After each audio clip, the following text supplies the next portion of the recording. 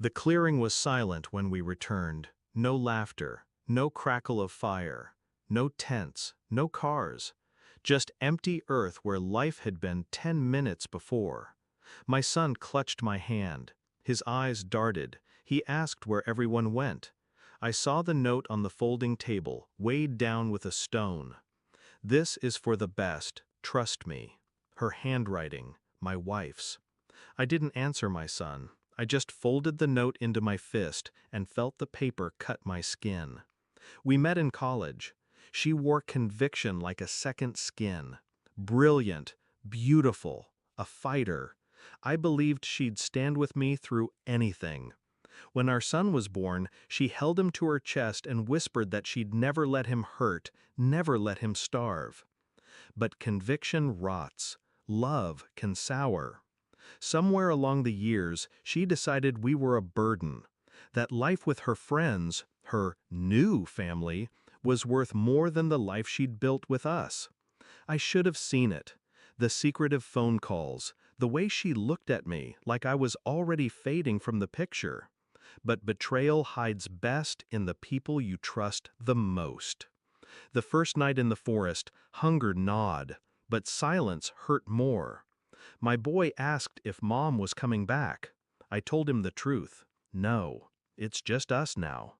And then I promised him something else. I said, we're going to survive. And when we walk out of this forest, they'll regret ever thinking we wouldn't. He nodded. He believed me. That belief became my weapon. We rationed what little I had in my backpack, half a water bottle, a protein bar. We found streams, boiled water in an old aluminum cup left behind. We learned which berries to eat, which roots to dig. I taught him how to snare rabbits, how to use rocks to spark flame. Every day I looked at him and thought, they left you to die. Every night I whispered, I won't forgive them for it. 10 days. That's how long we lasted. 10 days of hunger, thirst, exhaustion. But on the 10th day, the forest spit us out onto the highway, and the world shifted. Because survival was no longer enough. I didn't storm their houses. I didn't scream or break down. That would have been easy for them. Instead, I watched. I waited. Her friends, her little tribe, they flaunted their freedom. Social posts, parties, weekends by the lake. Pictures of her smiling like she hadn't abandoned blood. I documented everything. The drugs, the fraud, the affairs, the embezzlement hidden behind their startup charity facade. They weren't just selfish, they were sloppy. I spent months collecting, connecting, building a web they didn't even know I held. When I finally reached out, it wasn't to her, it was to their investors. Anonymous emails with files attached, bank statements, photos, evidence that the golden children weren't saints but thieves. The collapse was fast, merciless. Accounts frozen, police investigations, friendships imploded under suspicion. And her? She ran. Tried to hide in a motel 2 towns over. I found her anyway. I didn't knock. I used the key card I'd lifted from the front desk. She froze when she saw me. No makeup, hair unwashed, fear in her eyes. You survived, she whispered. I stepped inside, shut the door. So did he. 10 years old, and he carried more weight than you ever could. Tears filled her eyes.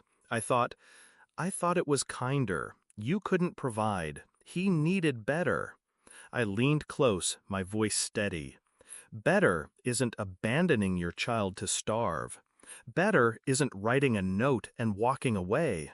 Better would have been fighting beside us. She shook her head, desperate. Please, you don't understand. No, I cut in. You don't understand. You didn't leave me. You left him, and he remembers. I didn't touch her. I didn't need to. By the time I walked out of that motel, her world was already ashes. Friends gone, finances ruined, reputation shredded, And worst of all, she knew that every consequence came from me, from the man she called weak, from the boy she abandoned. Now, when my son asks about her, I tell him the truth. I say she chose herself over us, and we chose survival over her. He doesn't ask if I regret it. He sees it in my eyes. He knows. Some betrayals cut too deep for forgiveness. Some wounds don't scar. They stay open, bleeding, until you close them yourself. I closed mine with precision, with patience, with fire she'll never escape. And as I watch my son grow stronger, sharper, I know this. They left us to die in the forest, but we walked out, and they never walked free again.